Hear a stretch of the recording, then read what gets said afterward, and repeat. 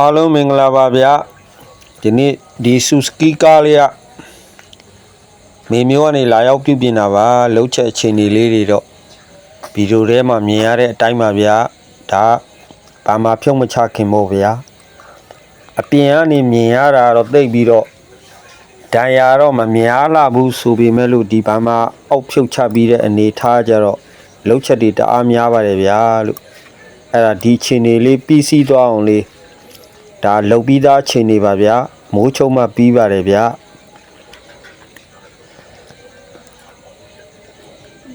စိတ်ရှိလက်ရှိနဲ့လုံပြီးတဲ့ဒီထိုင်ဆောင်ပေးတဲ့ကားဦးနာများလည်းကျေးဇူးတင်ပါတယ်ဗျာ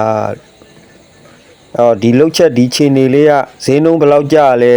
ဝယ်ရင်ရောဘယ်လောက်ပေးရလဲဒါလေးတွေမျှဝေပေးမှဖြစ်ပါတယ်လို့ဗီဒီယိုလေးဆုံးအောင်ကြည့်ရှုပေးပါဦးလို့အဲ့တော့ဘာမှဖြုတ်ချပြီးတဲ့အနေထားမှာကျွန်တော်အုံနာကိုအကိုရေးတို့ဘာမှဒီအချိန်နေဆိုဝယ်သိတဲ့ထဲမှာတော့ပါတယ်ဗျာလို့ဈေးနှုန်းအသင့်ဆိုရင်ဝယ်မလားလို့ဘာမှတစ်ချောင်းဆေးမုတ်ကဟိုကကြံကင်းဈေး3သိန်းရှိပါတယ်ဗျာလို့အဲ့တော့ပြုပြင်တဲ့ကုန်ကြစရိတ်နဲ့ဆေးမုတ်ခနဲ့ဆိုရင်ဒီဘာမှတွားဝယ်ရောတန်ရာတန်ချက်မပါတဲ့ဘာမှအကောင်းရမယ်ပေါ့ဗျာနော်အဲ့တော့ဖြုတ်ချတာတုန်းကိုဈေးနှုန်းလှမ်းမေးတယ်ပေါ့နော်ပစ္စည်းရောင်းတဲ့ဆိုင်ကိုဈေးနှုန်းမေးတော့ပစ္စည်းကမရှိဘူးဗျမရှိတဲ့အပြင်ဈေးနှုန်းကတော့မှန်းကြည့်တော့ပြောလို့ရတယ်ပေါ့နော်ဒီဘာမာက10သိန်းအောက်နဲ့တော့မရနိုင်ဘူးတဲ့10သိန်းကျော်တယ်ပေါ့ဗျာနော်10သိန်းစွန်းမှာပေါ့12သိန်း13သိန်းဝန်းကျင်လောက်ရှိပါတယ်တဲ့ဗျာအဲ့တော့ကျတော့ပြင်ဖို့ရပဲပြန်ပြီးတော့အလုံးလုံးရတယ်ပေါ့ဗျာနော်ပြုပြင်ဖို့ရပဲတချို့ကျွန်တော်ချင်းမိတ်ဆွေတွေများဒီလောက်ကြီးဆွေးနေပြနေတာမဝယ်လို့ရရတဲ့နဲ့မဝယ်ဘူးလို့လက်ရှိပစ္စည်းဈေးမှာဝယ်လို့ရတဲ့ဈေးပေါ်တဲ့ပစ္စည်းရှိသလိုတချို့ပစ္စည်းတွေကြလဲ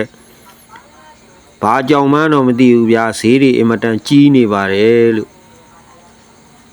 အဲ့တော့မိမိမှဒီလိုကားလေးတွေပိုင်ဆိုင်ထားတာများရှိရင်ဒီပစ္စည်းဈေးနှုန်းမနှဲပါဘူးဗျာလို့ဒါလှုပ်ချက်တန်ရအခြေအနေပေါ့ဗျာနော်ပတ်တီးတုတွေဆိုတာနည်းနည်းနှုံမဟုတ်ပါဘူးဗျာ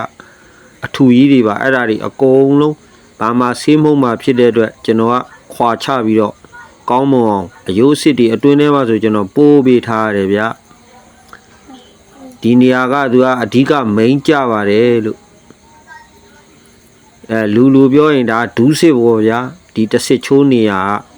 ဘာမှတစ်ခုလုံးတွဲလောင်းကြီးခိုစီးထားတဲ့နေရာပေါ့ဗျာအဲ့အလဲနေရာဒူးစစ်နေရာမှာ